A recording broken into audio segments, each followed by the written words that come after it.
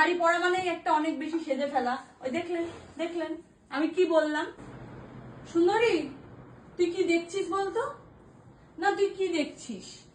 তোর কি, তুই তো এত সুন্দর সেজে সারা বাড়িতে ঘুরে বেড়াচ্ছিস, ও এত সুন্দর সেজে সারা বাড়িতে ঘুরে বেড়াচ্ছে, আমাকে যেই দেখেছে আজকে এরকম ভাবে সাজতে হয়ে গেছে ওর একদম, ও প্রথমে খুব খুশি ছিল। প্রথমে ওর মনে খুব আনন্দ যে আমি আজকে সেজেছি গণেশ পুজো স্পেশাল।